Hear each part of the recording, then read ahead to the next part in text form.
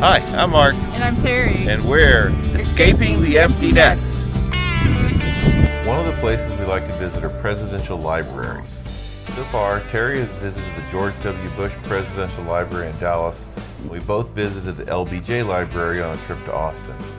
Both are amazing, and we hope to visit the Ronald Reagan Library someday. So a trip to Boston wouldn't be complete without making a planned stop at the JFK Presidential Library. I know that I was excited to see this library. It's the Kennedys. Being that we are residents of Dallas-Fort Worth Metroplex, I was definitely expecting to see a lot related to Kennedy's assassination. After we showed our tickets, we were given directions on which way to start our tour, and that's where I have to say the disappointment began. It seemed the main experience of the library was just watching long videos. Kennedy's early life in college and his military career in World War II were pretty interesting, but there didn't seem to be much covering those times. Just one large but very generic room with some artifacts and, you guessed it, a video playing. We were ushered into the next room, which started his campaigns for U.S. Representative, then U.S. Senate, then finally President of the United States. There was quite a bit of very interesting memorabilia from his presidential campaign. It was interesting seeing the election map with so many states that are now red that went blue for Kennedy and vice versa. Seeing the replica of the Oval Office was nice, along with the family Bible that he was sworn in with.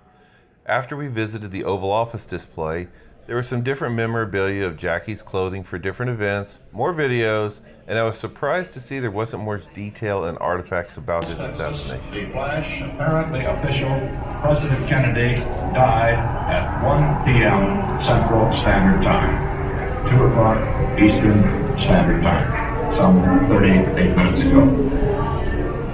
I had to ask Mark later if I missed a picture of Jack Jr. saluting his dad's casket, and Mark said it was in a video. I was expecting that to be a big display or a huge mural on the wall. I guess if you want to see more on that side of history, you'll need to make a trip to Dallas and the 6th Floor Museum. We didn't see much on the Cuban Missile Crisis or the Bay of Pigs, but we were so tired of watching videos we must have just missed it. I know he was only president for 3 years, but this was a Kennedy, and they were considered to be American royalty at the time. We found out later while doing research that due to COVID restrictions, the big theater was closed and that the space exhibit was closed for remodeling. Our tour ended on the bottom level of the museum, where the view of Quincy Bay and planes landing at Logan Airport were spectacular. There was also a huge American flag hung from the ceiling.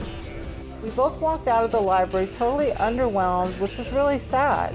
We figured there would be so much more. So if you have been to the JFK Presidential Library before, what was your experience? Were there more exhibits? Please be sure to comment below and let us know. I hope you found this video helpful and informative. If you'd like to see more videos from our Boston trip or would like to see more content from us in the future, please like and subscribe to our channel. Thanks for watching, and bye for now.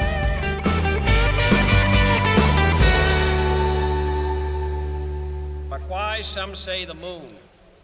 Why choose this as our goal?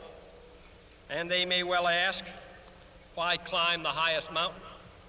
Why, 35 years ago, fly the Atlantic? Why does Rice play Texas? We choose to go to the moon. We choose to go to the moon.